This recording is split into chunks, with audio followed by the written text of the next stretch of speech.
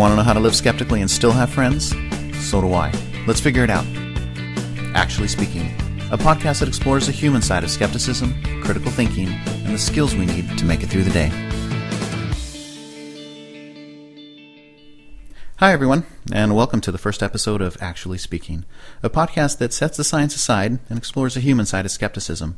My name is Mike Meraz, and I'll be your host. Before jumping into a full episode topic, I thought it would be helpful to start things off with a brief introductory episode to introduce myself and the podcast, which takes a very different approach to the topic of skepticism. There might be some confusion, so I wanted to make sure that we're clear from the very start what the podcast is and what it is not. Now, Actually Speaking probably isn't like any other skepticism or science podcast you listen to. To start with, I'm doing the unthinkable and actually setting the science aside. Now, that probably raises quite a few eyebrows, but trust me, it's purely metaphorical, but necessary for the aspect of skepticism that we do want to talk about. And that's the human side of skepticism, or more specifically, the interpersonal and communication skills needed to effectively promote skepticism and critical thinking without wreaking havoc on your personal life. In other words, as I like to put it, how to live skeptically and still have friends. Let me share just a little about myself since it relates to how the podcast came about. I'm relatively new to the skeptical world. Like many of you, I've been a skeptic my whole life, but didn't realize it until recently, and certainly not soon enough to spare myself many years of frustration and strained relationships with family and friends. Professionally, I have a degree in geophysics, education, and counseling. I started out teaching high school physics, chemistry, and math, but eventually worked my way to more administrative roles in higher education. In the University of California system, I created support programs for students seeking advanced degrees in scientific fields. Now, these were programs that provided students with skills and training that they needed to survive the rigors of graduate research, obtain their doctoral degrees, get those PhDs, and then pursue leadership roles in their respective scientific fields. One of the things that our programs always emphasized was the importance of communication within science. In fact, we really didn't consider the students' education complete if all they learned were scientific facts and research methodology. A vital part of the scientific process is the ability to communicate scientific knowledge to others. And not just for the purpose of funding or a job interview, but to professionals in other fields, to students that they may teach, the general public, and especially those with non-science backgrounds such as family and friends. The programs and the students were both very successful and produced a lot of well-rounded scientists that were ready to tackle a variety of situations. Well, I'm sharing this because it's actually relevant to the skeptical community. I see a lot of similarities between these young scientists that we trained and the challenges that many skeptics are currently facing when interacting with family and friends. The skeptical movement obviously isn't an educational institution, but it is an educational community of people like yourself, intent on learning, thinking critically, and increasing scientific knowledge and understanding. And we see this happening in non-traditional ways. Through speakers, conferences, podcasts, magazines, television, internet, and all kinds of social media. This is a passionate community that's committed not only to educating themselves, but to sharing that information with others. And that's where things start to get challenging. What's happening within the skeptical community is that individuals are accumulating all this scientific information and then placing themselves in outreach situations where they're attempting to take that scientific knowledge and promote it, defend it, correct misinformation, encourage value, inspire passion and enthusiasm. These are all wonderful efforts. These are really good things.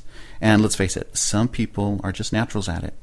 But I think for the majority of skeptics, including myself, we often find ourselves in outreach situations that might be a bit too challenging, that result in conflict, and anger, and frustration, and arguing, and our effectiveness is questionable. In fact, these situations can easily backfire and really serve no other purpose than to simply dig our opponents more firmly into their unfounded beliefs. Now, I think we're all familiar with these situations, and we know just how stressful they can be personally. Well, it may seem odd, but this is actually a good problem to have. What's happening is that the skeptical movement is growing. It's becoming more knowledgeable and increasing its level of activism and outreach. Unfortunately, as a movement, our training is lagging behind a bit and really needs to adapt to a more active and enabled community. It's not enough to simply share scientific information. We also need to share the specific skills on how to communicate it. As a community, we are excellent at distributing scientific facts within our ranks. But we're not so good at showing how best to then share that information with the general public, or even within our own social circles. That skill-based information is there. It exists within the community. The expertise exists. The resources exist. But the mechanisms for distributing it isn't as well established as it is for, say, sending out the latest alert for a homeopathy scam, or vaccination data, or maybe just a really interesting skeptical interview. Sharing information is relatively easy to a receptive audience, but skill training, that's much harder, especially within a Skepticism 2.0 environment. Now, let me clarify that I'm not saying that the desire or intent for effective communication among skeptics doesn't exist. It does. You'll hear and read about it everywhere. Many articles, podcasts, books, interviews exist which clearly advocate for a greater level of communication and civility with non-skeptics. Just over the past few weeks alone, I've seen many calls for this. Here's what we're usually told. We need to be more careful in picking our battles, or maybe more selective in picking our battles. We need to present a more positive image of skepticism. We need to be both civil and critical at the same time, and somehow find that balance. We need to adapt to our audience. We need to adjust our message based on the situation, or that we simply need to set more realistic goals. Well, these are all excellent suggestions and really right on target for what we need to be doing. In fact, they just scratch the surface. But the part that is almost always missed is how. How do we know which battles to pick? Based on what criteria? How do we portray a positive image? What we see as positive isn't always viewed the same way by non-skeptics. How do we combine civility and criticism? There is a fear that civility itself is too passive and will simply allow misinformation to continue. How do we tell different audiences apart? How do we adapt to an audience? What exactly does that mean? What is it that we change? And how do we set realistic goals? As a community of skeptics, both beginners and veterans, we know very well what we should be doing, but we don't always know how to make that happen.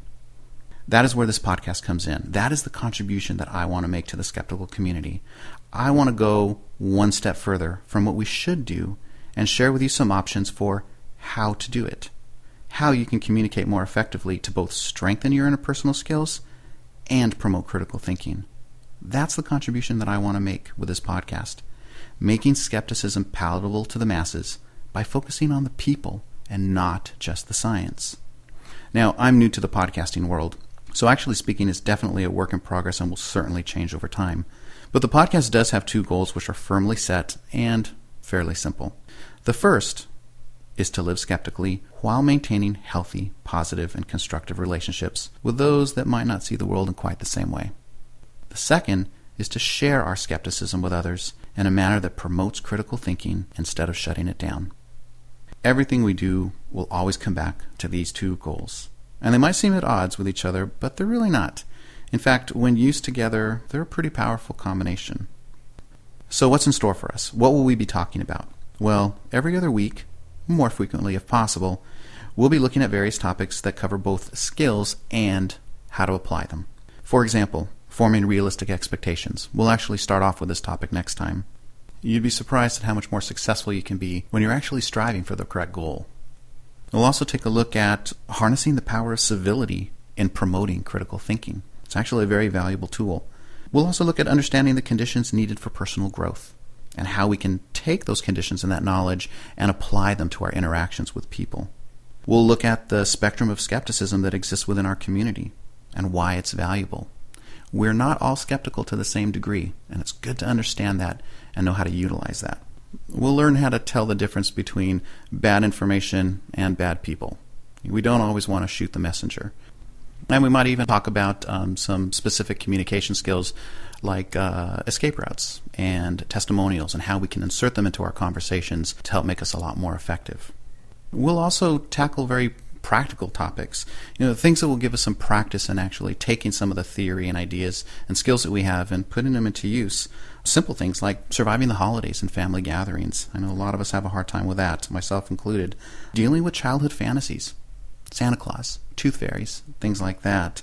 And based on some of the feedback that I've been getting from some of you who have contacted me early, one of the topics that's in great demand is parenting.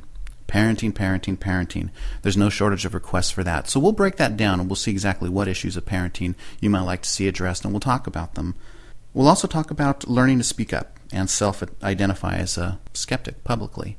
Different people have different levels of comfort in self-identifying either in public or just simply with family and friends.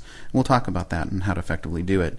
And if we're feeling particularly brave, we'll tackle the issue of skepticism and social media. I know a lot of you are out there on Facebook and Twitter and various forums, and sometimes you're out there getting into a lot of trouble. There's some tricks we can use to help navigate that a little more effectively. Okay, that's just a sample, and I'd be very interested to hear some of your ideas as to the topics you'd like to see discussed. We'll be covering a lot of ground, and it can be a bit overwhelming, but we'll take things one step at a time and try to hit areas of the greatest interest first. And along the way, we'll always identify and reinforce the specific skills needed. With a bit of practice, I think you'll find yourselves better equipped to understand and navigate the many challenges that skeptics face every day. And you just might find yourself breathing a bit easier in situations that previously stressed you out. Most days, I feel miserably at effective communication. In fact, I probably need a podcast like this more than most. But it's really not my intent to tell people what to do. I'm no expert, and I don't have all the answers. No one does. But I do have some related skills and experiences that you might find useful. I need to figure all this stuff out too for myself, and I'd like to share that process with you. So, do you want to know how to live skeptically and still have friends? Well, so do I. Let's figure it out together. If you have questions, comments, or would like to share your own tips and ideas on living skeptically, send them to actuallyspeaking@gmail.com. You can also follow me on Twitter at twitter.com/factually. Thanks for listening.